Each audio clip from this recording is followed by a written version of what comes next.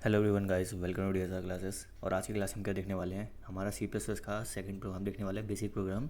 जिसमें हम क्या करेंगे कि हमें अगर दो वैल्यूज़ दे रखी हो तो उन दो वैल्यूज़ को हम कैसे सम कर सकते हैं। सम मतलब कि एडिशन करना, ठीक है। तो एडिशन करने के लिए बेसिक देखा जाए तो बेसिकली इसके चार तरीके होते हैं। कितने तरीके हो सकते हैं? चार तरीके।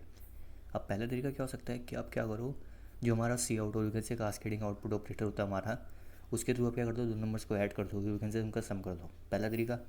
दूसरा तरीका क्या हो सकता है, आप दो वेरिएबल्स ले लो, दो वेरिएबल्स में उनकी इनिशियली कुछ वैल्यू क्या कर दो, इनिशियलाइज कर दो, देन उसका क्या कर दो, सम प्रिंट कर दो। तीसरे तरीका क्या हो सकता है कि आप दो वेरिएबल्स ले लो, दो वेरिएबल्स की वैल्यू आप इनिशियलाइज मत करो, आप उसकी वैल्यू क्या करो, थ्रू सीन, सीन आपको पता है ना, कास्केडिंग इनपुट ऑपरेटर के थ्रू आप क्या करो, उनकी वैल्यू यूजर से लो, देन उसका सम प्रिंट करो।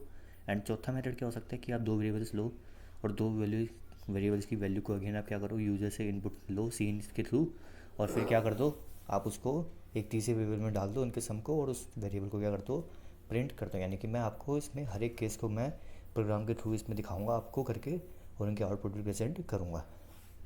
तो सबसे पहला जो हमारा तरीका कि क्या आपको ये करना है, सबसे पहले आपको पता है कि हैश इंक्लूड हम वो लगाते हैं, अपनी हेडर फाइल लगाते हैं और ये यूजिंग नेम स्पेस लिखते हैं। देन मैंने क्या करा, देखो मैंने अपना इंट मेन फंक्शन बनाया। क्या बनाया मैंने? इंट मेन फंक्शन बनाया। उसमें देखो मैंने एक सी आउट स्टेटमेंट लिखी है। क्या लिखा है?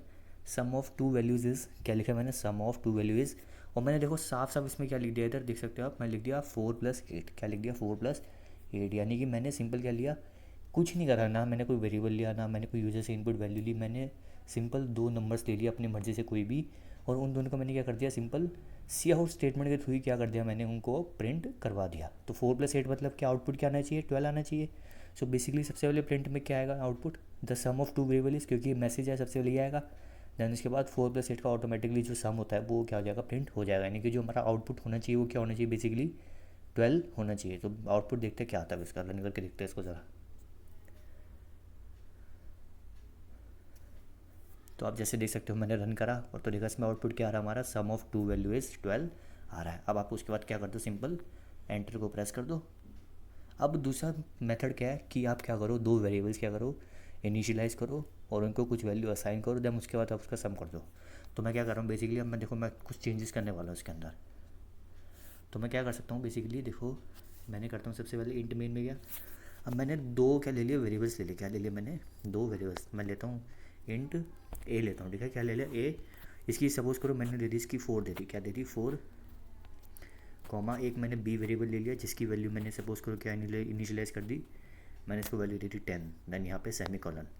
यानी कि मैंने दो वेरिएबल्स ले लिए, ए एंड बी, एंड दोनों को अब मैंने वैल्यू क्या कर दी, कुछ दे दी। ए को 4 दे दी, बी को 10 दे दी। तो अब देखो ये मैं यही रहने देता हूँ, उसमें लिखा cout sum of two values is. फिर उसके बाद मैं क्या करता हूँ,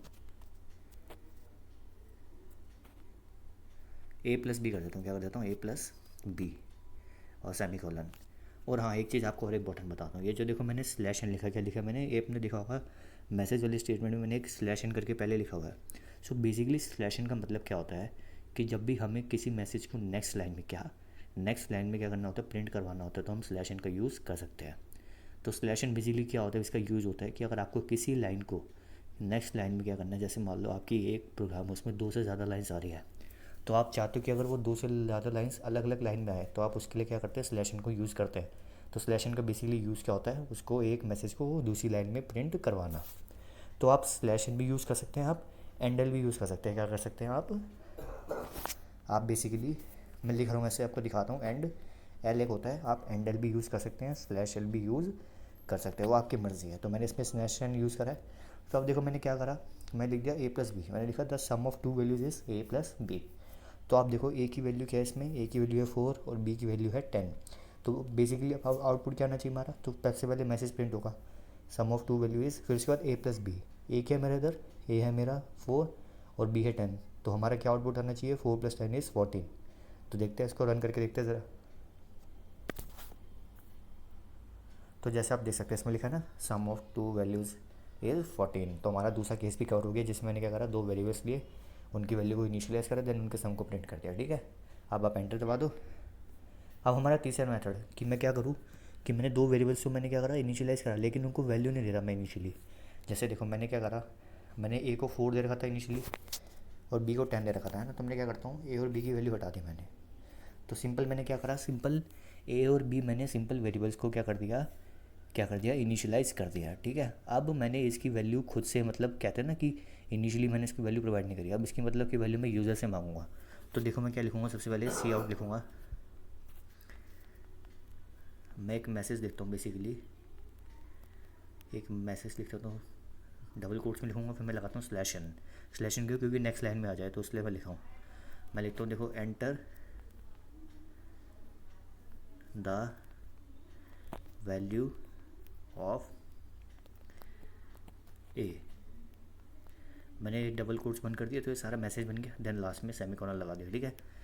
तो फिर मैं क्या करता हूँ, मुझे वैल्यू यूज़र से चाहिए, क्या चाहिए, वैल्यू मुझे यूज़र से चाहिए। तो जब यूज़र से चाहिए तो हम सीन यूज़ करते, क्या यूज़ करते, scene.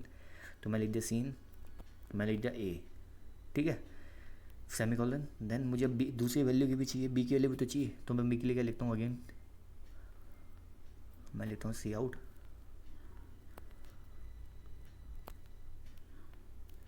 Slash N enter the value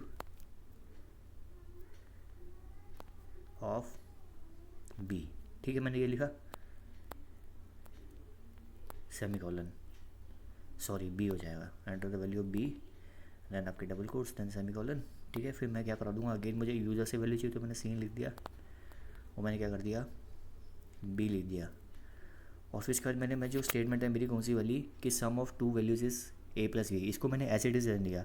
अब इसका मतलब होगा कि आप ज़रा ध्यान से देखो, अगर मैं इसको रन करूँगा तो होगा क्या, सबसे पहले मुझसे पूछेगा कि आप ए की वैल्यू एंटर करो, तो मैं ए की वैल्यू अपनी मर्जी से कोई भी एंटर कर सकता हूँ, राइट। क्योंकि अब ये यूज़र से, यानी कि यूज़र इस समय मैं हूँ, तो यानी कि वो मेरे से वैल्यू मांगेगा, मैं रन करूँगा। फिर वो मेरे से बी की वैल्यू मांगेगा, तो मैं बी की भी कुछ वैल्यू दे दूँगा।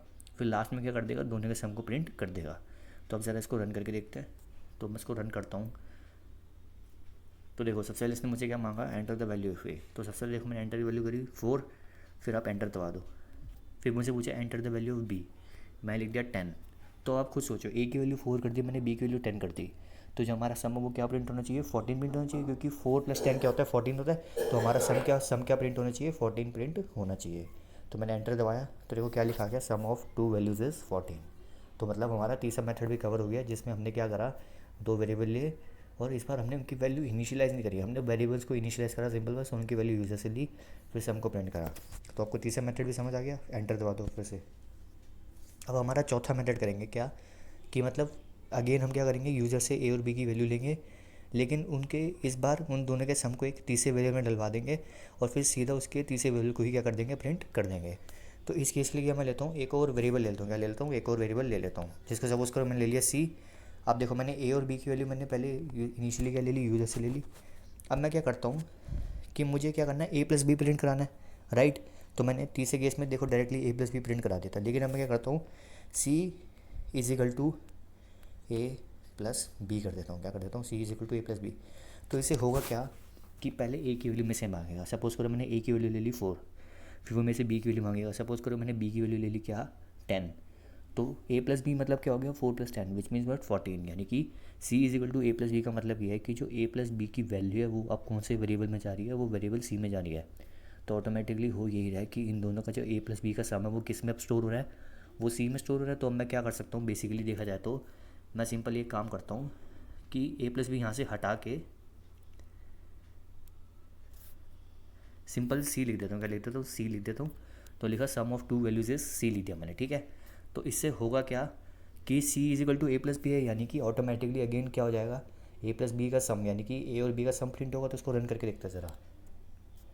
तो इसको रन करा मैंने, तो मेरे से सबसे पहले वही पूछा कि enter the value of A, suppose करो मैं लिख दिया 4। फिर मेरे से पूछा enter the value of B, suppose करो मैं लिख दिया 10।